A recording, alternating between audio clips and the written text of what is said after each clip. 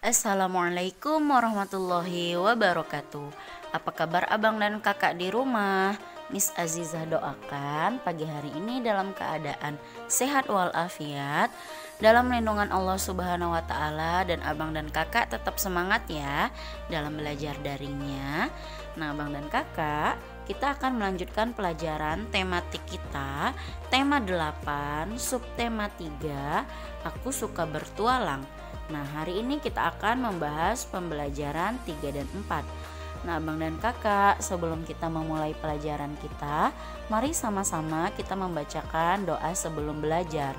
Berdoa dimulai. Bismillahirrahmanirrahim. Rabbi zidni ilma warzuqni fahma wa amalan mutaqabbala. Amin ya rabbal alamin. Semoga dengan kita membaca doa tadi, Allah mudahkan kita dalam memahami pelajaran hari ini. Oke abang dan kakak, Miss akan membacakan tujuan pembelajaran kita. Yang pertama, agar abang dan kakak dapat menuliskan makna atau lambang atau simbol lalu lintas berdasarkan hasil pengamatan dengan benar. Dan yang kedua, agar abang dan kakak dapat menjawab pertanyaan tentang keragaman dengan benar. Nah, itu tadi adalah tujuan pembelajaran kita pada pagi hari ini. Nah, abang dan kakak, di sini ya, kita masuk pembelajaran kita. Di sini ada sebuah teks yang mana teksnya berjudul Bersepeda Bersama Teman. Nah, Miss akan membacakan teks tersebut. Abang dan kakak diharapkan untuk menyimak ya dan memperhatikan. Oke, Miss Azizah mulai ya. Hari ini Udin dan teman-teman bermain di lingkungan sekitar rumah. Mereka ingin berkeliling menggunakan sepeda. Udin dan teman-teman melewati jalan raya. Mereka melihat rambu-rambu lalu lintas. Udin dan teman-teman menaati peraturan lalu lintas. Lampu lalu lintas merupakan salah satu rambu lalu lintas. Lampu lalu lintas terdiri atas 3 warna, yaitu merah, kuning, dan hijau. Lampu hijau menyala berarti kendaraan boleh melaju. Lampu kuning menyala berarti kendaraan harus bersiap-siap melaju atau berhenti. Lampu merah menyala berarti kendaraan harus berhenti.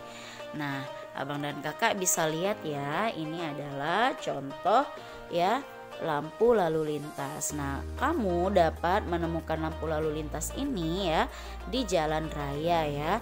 Abang dan kakak pasti sudah pernah tahu, sering merasakan dan melihatnya ya.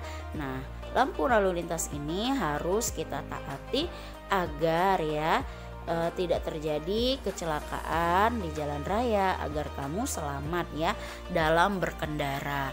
Nah, abang dan kakak, Miss yakin pasti sudah hafal.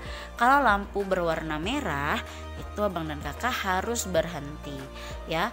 Kalau lampu berwarna kuning ya, berarti kamu bersiap-siap melaju atau bersiap-siap akan berhenti.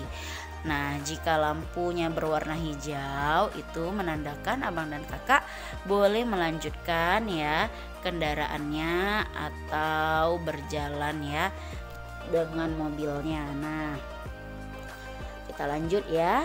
Rambu lalu lintas ada yang berfungsi sebagai petunjuk. Nah, rambu petunjuk yaitu rambu lalu lintas yang berfungsi sebagai petunjuk arah atau tempat. Rambu petunjuk dipasang di atas jalan, namun ada juga rambu petunjuk dipasang di pinggir jalan. Nah, kemarin itu Miss juga sudah menjelaskan tentang rambu peringatan, rambu petunjuk ya abang dan kakak. Nah, kita di sini akan melengkapi ya rambu petunjuk arah yang benar. Nah, abang dan kakak, untuk menuju taman bermain harus belok kiri. Berarti yang mana nih belok kiri? Iya, berarti yang ini. Belok kiri ini berarti rambu petunjuknya adalah taman bermain ya. Nah, kita lanjut. Untuk menuju Masjid Agung harus belok kanan. Berarti yang belok kanan ini belok kanan kan abang dan kakak. Berarti rambu petunjuknya adalah ke masjid. Nah, lalu untuk menuju sekolah Nusantara, untuk menuju sekolah Nusantara harus lurus mengikuti arah jalan. Nah, berarti rambu petunjuknya yang mana? Iya, benar yang ini. Berarti rambu yang ini adalah menuju sekolah Nusantara. Ya. Nah, mudah ya Abang dan Kakak. Nah, Abang dan Kakak bisa lihat nih, kalau ke kanan arahnya mana, ke kiri mana, yang ini ke kanan, yang ini ke kiri, yang ini lurus mengikuti arah jalan. Begitu ya Abang dan Kakak. Miss harapkan Abang dan Kakak pasti sudah memahaminya. Oke ya, kita lanjut. Nah, kita akan belajar tentang kekayaan Indonesia. Di sini juga ada sebuah teks ya, misalkan membacakan teksnya ya. Abang dan Kakak diharapkan menyimak dan memperhatikan. Indonesia dianugerahi perairan yang luas. Pemandangan bawah laut Indonesia sangatlah indah. Indonesia memiliki kekayaan laut yang paling beragam di dunia. Perairan menjadi sumber mata pencaharian bagi penduduk di pantai. Ikannya yang melimpah sangat bermanfaat bagi kehidupan manusia. Keindahan laut juga dapat menjadi tempat wisata yang menarik. Laut juga dapat menjadi mata pencaharian bagi pengelola wisata. Kebiasaan masyarakat di dekat laut berbeda dengan masyarakat di pegunungan. Penduduk di Indonesia sangat beragam wilayah tempat tinggalnya. Keragaman wilayah tempat tinggal membuat beragam pula kebiasaan masyarakatnya. Hal ini menyebabkan beragam rumah adat yang ada di Indonesia. Hal ini pula menyebabkan beragam pakaian adat di Indonesia. Perbedaan ini membuat Indonesia menjadi semakin kaya. Walaupun berbeda kebiasaan, masyarakat Indonesia tetap hidup rukun dan damai. Nah, kita sudah belajar ya tentang Indonesia ini mempunyai banyak suku, banyak adat istiadat, dan pakaian tradisionalnya, juga makanan tradisionalnya.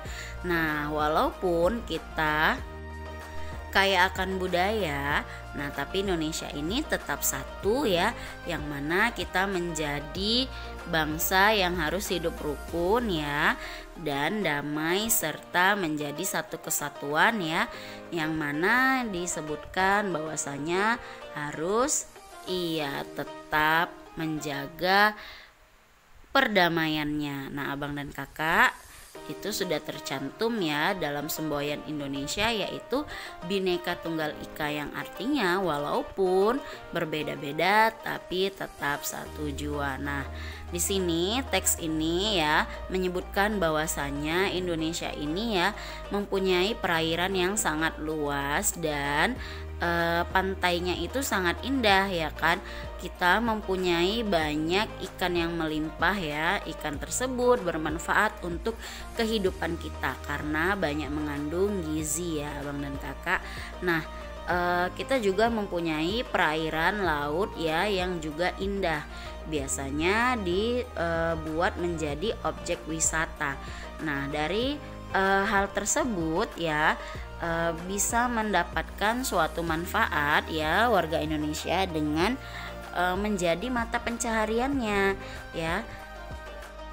Dan masyarakat yang tinggal di laut berbeda kebiasaannya atau mata pencahariannya dengan di pegunungan. Nah, kalau masyarakat yang tinggal di laut biasanya ya